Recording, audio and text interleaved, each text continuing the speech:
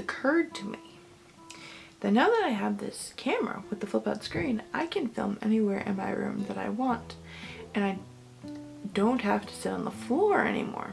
So I don't talk about my day job much on YouTube because it's not really that relevant, but by day, Monday to Friday, 9 a.m. to 5 p.m., I am a receptionist at a law firm. And this year is the 15th anniversary of that law firm. And so we had a party. It was last night. And it wasn't just, any kind of party.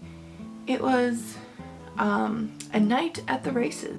I live in New Jersey. And in New Jersey, there is a complex called the Meadowlands. You may be more familiar with the Meadowlands because a little thing there called MetLife Stadium, which used to be called Giants Stadium, but they built a new stadium and changed the name because the Jets also play there, and it's not probably very, encouraging to play in a stadium with somebody else's name on it.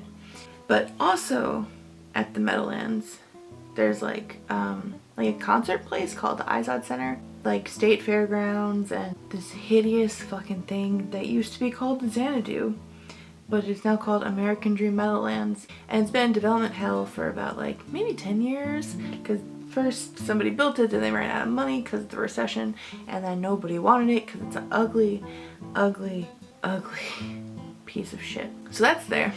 And then way in the back is the racetrack, and that's where we had the party. They told us that we were allowed to bring a significant other, but I'm not dating anyone, and I'm not that close to that many people in the office, and my number one closest coworker, she was going to be on vacation. And so I asked my friends, one of them to come with me, and my friend Deli came. We set out yesterday, the day of this party, April 1st, on this adventure to the horse track. So I go to her house after work, we get ready, and just as we are leaving her house, we get in the car just as it begins to pour really hard. I knew the general idea of what I was doing. The easiest way for us from our town, get on the New Jersey Turnpike and you drive until you see Sports. So we drove to Sports because there's signs like Sports Complex. Then when we get there, we were trying to follow signs for the racetrack, but everywhere you turned there was gates closed and cones, and then the thunder is coming down behind the Xanadu and it looks satanic. It was a very dramatic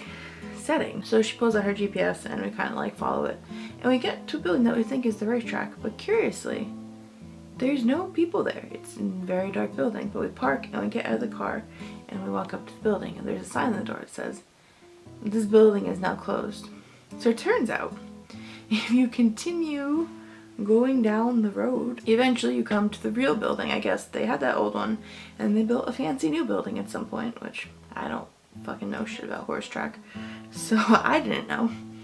And that's where all the people were. And we had to park literally in one of the furthest corners of the lot. So after all this, we were running late. The rain had slowed down, but of course, just as we parked and needed to get out of the car to make the final walk to the final building to reach the party, it began to pour again. The wind was blowing the rain horizontal almost. So I was holding my umbrella in front of me to protect, because I put on makeup, and I was like, you could wet my dress all you want, but as long as my face will look good when I get there, we're good. So we get there just basically in time to watch the first race. If you know anything about horse racing, you probably know the Kentucky Derby, which I don't know the name for it, but it's the kind of racing where the jockey sits on the horse. Well, at the Meadowlands racetrack, a lot of what they do is what's called harness racing, where you have a little cart behind the horse that the guy sits in, and it looks kind of goofy. They do primarily harness racing so much that they put it on the front of the booklets that they surely pay a lot of money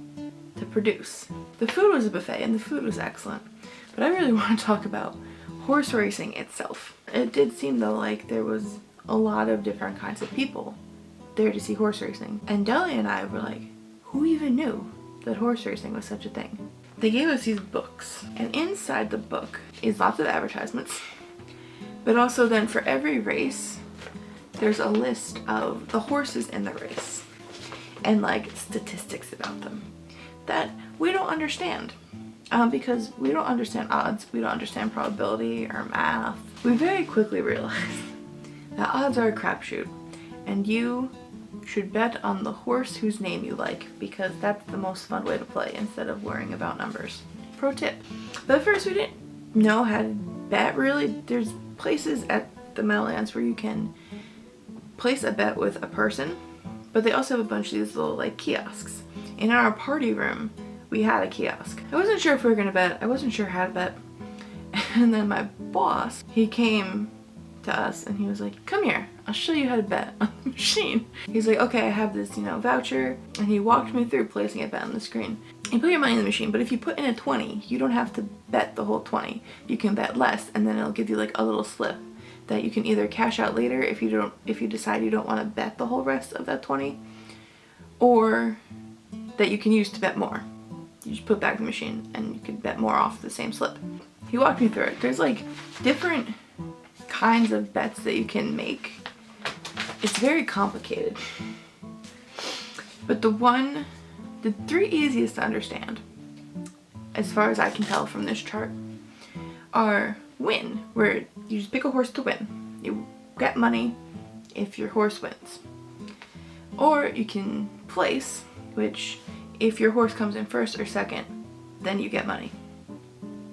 And then the one that Delia and I did the whole night was show, because it just seemed like the safest and easiest to understand, where if your horse comes in first, second, or third, then you get money. So over the course of the night, Delia and I bet $30, not including the $5 that my boss gave me to bet, and we only won.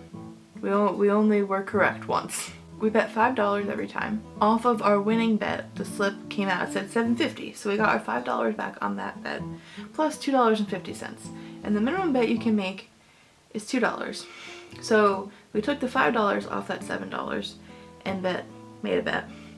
And then we took the $2 and made a bet. So at the end of the night, we cashed out 50 cents. I said to Deli, you really want to cash out the 50 cents? And she said, yes. So I said, okay, you can have it. Go buy yourself a gumball. And she said, I will. I just want to read the names of the horses that we bet on, because, I mean, every page there are treasures. I just realized there's a whole alphabetical index of the horses, so I'm just gonna read off some horse names. Baby Boy Grin, Clementine Dream, Curfew, Exotic Beach, Exquisite Glide. That sounds like those two go together, pretty sexy. 4-Hour Nap, Gone Viral, Hippity Hop, Lazarus, Opulent Yankee, Possessed Fashion, Purity, Sheer Flex, Two Hip Dip, You're Majestic. And that's just a selection. There was 12 races. Oh, another thing about this book, they like write little stories about the horses, but they're like, seem really like horoscopy, where they're like really general and like incorporating some truth from life, but like really general. So like Sheer Flex, Crush This Kind as the 11-10 public choice 3-back, was in 2 deep last 2, back where he belongs.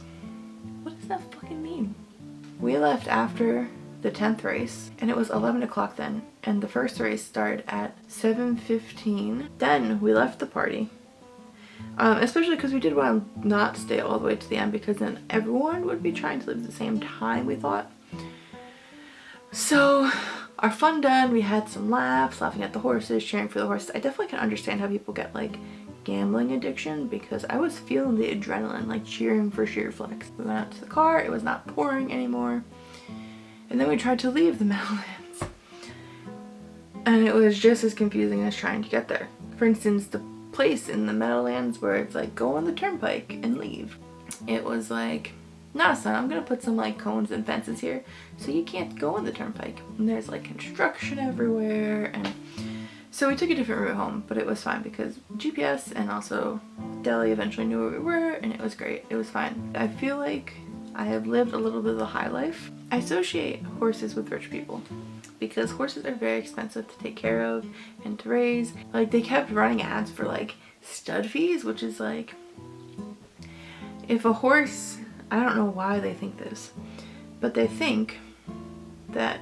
if a horse that is really good at racing has sex with another horse, they will make a third horse that is also really good at racing.